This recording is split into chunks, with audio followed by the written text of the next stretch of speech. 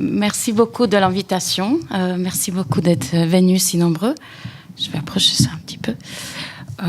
Alors, avant que je commence, je voulais savoir s'il y a des personnes qui travaillent dans la petite enfance, dans la salle. Pas beaucoup. Est-ce qu'il y a des personnes qui travaillent à l'école primaire? Zéro, ok. Donc, je suis éducatrice et enseignante et fondatrice de l'éco-crèche en forêt. Donc, je vais vous présenter le concept d'éco-crèche en forêt ce soir. Juste pour préciser, ça fait 6 ans que je travaille sur ce concept. Et à l'entrée 2015, la crèche a vu le jour. Donc, pendant 2 ans, j'y travaillais. Et récemment, les valeurs de la crèche ont changé, donc je me suis séparée de ce projet. Donc je vais vous parler juste de mon expérience et du concept. C'est pas la même police que j'ai utilisée, voilà. J'ai un peu de surprise. Voilà. Donc, comme vous pouvez lire sur l'écran, il n'y a pas de mauvais temps, il y a juste un mauvais équipement. Donc, c'est un petit peu comme quand vous partez faire du ski, vous y allez pas en short. Donc, c'est le même principe. Les enfants qui sont bien équipés, ils peuvent passer la journée, toute la journée, dans la forêt ou à l'extérieur, ailleurs dans la nature. Donc, c'est ce qui se passe dans les crèches en forêt, qui étaient inspirées par 3 concepts qui existent déjà, donc des crèches en forêt qui existent dans les pays nordiques, en Allemagne, en République tchèque, d'où je viens, donc ça explique mon nom de famille aussi. Ça existe aussi en Suisse alémanique. Je me suis inspirée par Écolo-crèche. C'est un label qui existe en France, donc c'est le préfixe éco, et par les écoles démocratiques, donc c'est le valeur de la liberté dont je vais vous aussi parler. Ah oui, je suis désolée, c'est un petit peu tordu. Sur mon ordinateur, c'était tout joli. Voilà, donc là, c'est un peu des informations du cadre. Donc la crèche accueil préscolaire, donc peut accueillir les enfants à partir de 2 ans jusqu'à l'entrée à l'école. C'est un petit groupe de 16 enfants encadrés par 5 adultes rémunérés, mais il peut y avoir aussi des bénévoles. Et les horaires sont un petit peu plus différents qu'une crèche classique, pour 2 raisons principales. Parce que après 15h, à 16h, 17h, en hiver, il fait déjà nuit, donc chercher les enfants dans la nuit, dans la forêt, ça serait difficile. J'ai étudié beaucoup le projet, et dans certains pays, ils finissent même à 14h. Mais la crèche est ouverte toute l'année et par tous les temps. Donc, s'il pleut, s'il y a la neige, s'il fait très froid, il faut juste s'habiller et on y va. Donc, les 3 valeurs principales de l'éco-crèche en forêt sont la nature, le développement durable et la liberté. Est-ce que ça m'écoute là? Ah ben, il change les majuscules et tout. Donc, la nature, c'est en fait très simple. Dans la nature, il y a tout ce qu'il faut que l'enfant a besoin. Donc, il n'y a pas de jouets, pas du tout. On n'achète pas des jouets et les enfants jouent avec ce qu'ils trouvent. Ils peuvent se déplacer librement. Si l'enfant a envie de courir, s'il a envie de grimper sur un arbre, creuser un trou avec un bâton, il peut faire tout ça. Il y a juste une règle principale, qu'il doit toujours voir un adulte, un membre de l'équipe éducative. Comme ça, on est sûr que si l'enfant nous voit, on peut voir l'enfant. Donc, il n'y a pas de porte, il n'y a pas de barrière, donc c'est un petit peu dans la parole qu'on peut encadrer l'enfant, donc il doit toujours voir l'adulte. Il a aussi le droit de se salir, vous allez voir des photos où l'enfant a le droit d'aller dans la boue s'il veut. Donc la inexistence de jouets, non seulement c'est gratuit, voilà, donc au niveau de budget c'est sympa, et c'est aussi la créativité qui est encouragé pour l'enfant parce s'il trouve un caillou, il doit réfléchir ce qu'il veut faire. C'est pas prédéfini pour lui. Comme une petite voiture, la voiture c'est pour rouler. Donc il joue avec une voiture. Il n'y a pas beaucoup de manières à jouer. Tandis qu'avec un bâton, ça peut être une épée, ça peut être une pelle avec laquelle il creuse. Donc c'est la créativité, l'imagination de l'enfant qui est vraiment mise en avant dans ce cas. Il apprend aussi à éphémère, parce que si lundi, il trouve un bâton, il joue très bien avec, ou il construit quelque chose, à la fin, on ne range pas. Il n'y a pas des boîtes avec des jouets, il y a juste la nature. Donc on laisse les choses sur place, et le lendemain, on revient. L'enfant peut peut-être continuer son jeu parce que les choses sont restées sur place, peut-être pas parce qu'il y a la neige qui est tombée ou quelqu'un qui a passé par l'endroit qui a dérangé des choses. Donc il apprend aussi à profiter de l'instant parce qu'il ne sait pas si les mêmes objets seront là le lendemain. Le développement durable, c'est d'une part par l'infrastructure qui est très, très simple, je vais vous parler de ça plus tard. Et c'est aussi par le fait que l'enfant il vit en quotidien, il observe et imite les adultes au quotidien, les adultes qui font des gestes de développement durable, des gestes écologiques. Par exemple, au niveau de tri de déchets. Déjà, il n'y a pas beaucoup de déchets. Il y a quelques papiers qu'on utilise pour faire du feu. Le plastique, c'est quasi inexistant. Il y a des sachets en plastique pour y mettre des couches, et c'est un peu tout au niveau de déchets. Donc, il y a aussi les restes de repas, donc il y a un compost. Donc, l'enfant, il observe l'adulte et il fait un peu la même manière. Ce qui est important, donc, il vit ça au quotidien. C'est pas qu'on dit aujourd'hui, on va trier le déchet. Non, c'est un petit peu comme dire aujourd'hui, on va manger. On mange chaque jour, c'est normal, on le fait.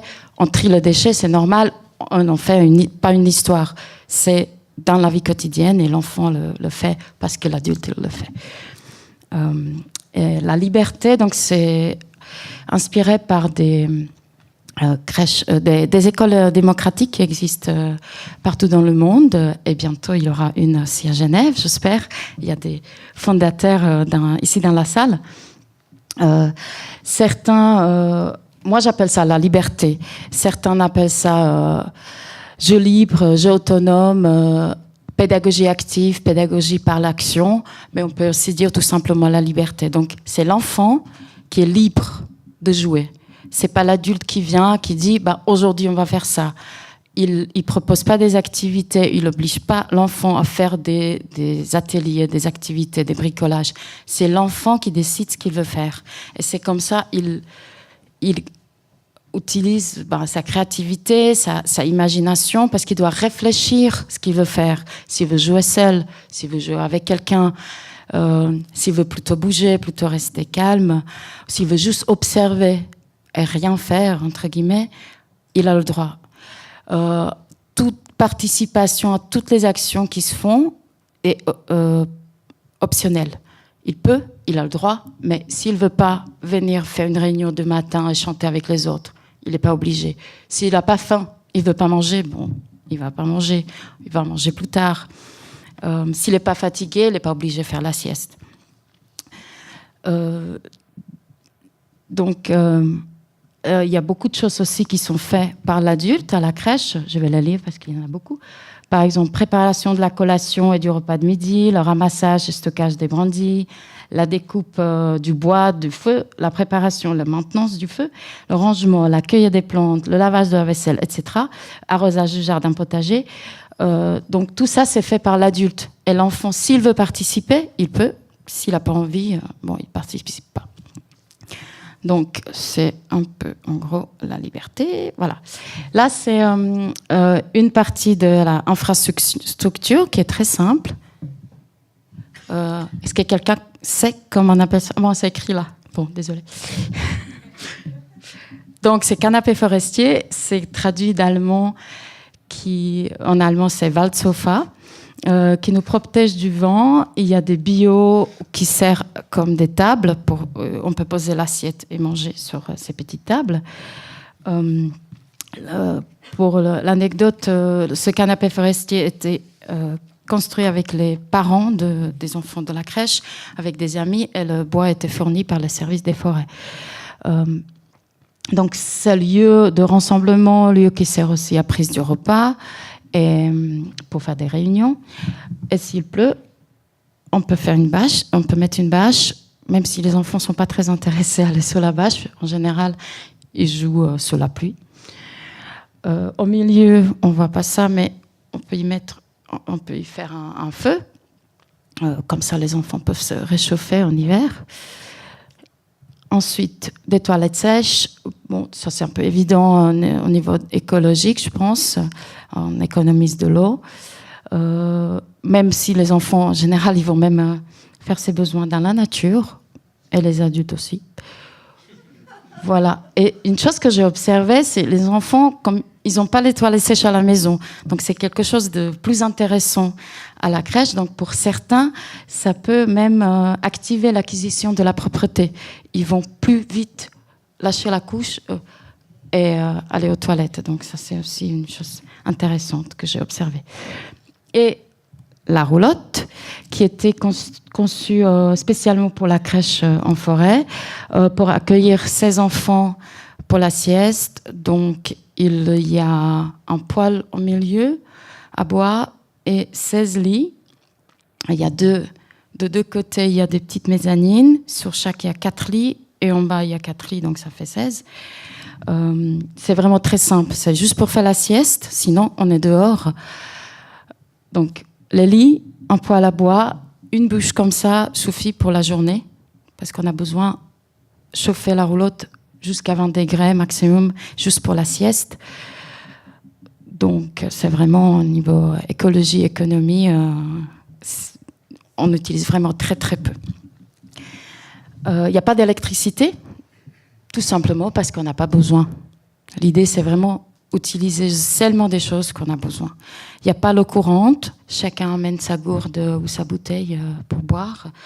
Et voilà. La sieste peut aussi faire dehors, quand il fait assez chaud.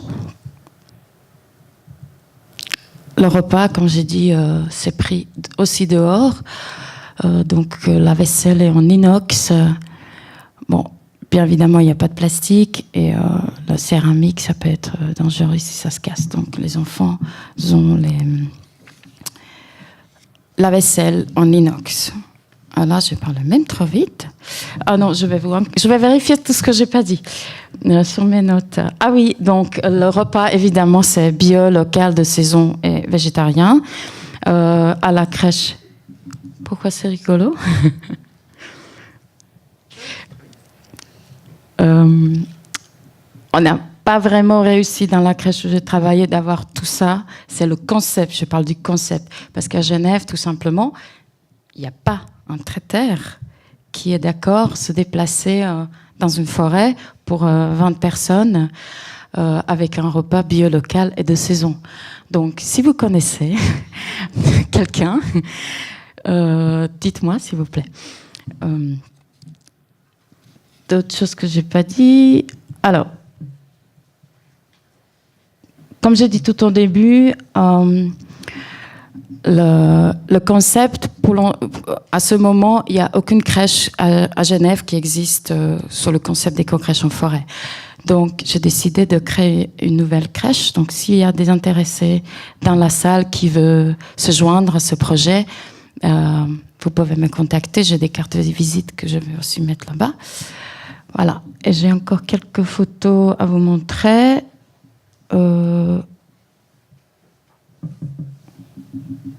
Ah, ça, on a réussi. Donc, oui, je vais peut-être parler encore un petit moment de... Ils ont aussi des sacs à dos, comme vous pouvez voir. Les enfants, donc, ils portent leurs affaires. Chacun a son sac à dos qu'il doit porter. Où ils ont des doudous, des couches, des vêtements de réchange, des chaussettes, des culottes, s'ils ont un accident, une gourde avec leur boisson pour la journée. Ça les apprend, déjà c'est pratique évidemment, et ça les apprend aussi de s'occuper de leurs propres affaires, de ne pas oublier le sac à dos dans la forêt, de savoir le mettre, l'ouvrir, sortir ses affaires. Donc l'enfant de 2 ans et demi, il est capable d'ouvrir son sac à dos, sortir ses affaires, le fermer, le mettre sur le dos. Donc au niveau d'autonomie, les enfants apprennent beaucoup dès qu'on les laisse, dès qu'on leur donne la liberté. Voilà, c'est tout. Merci.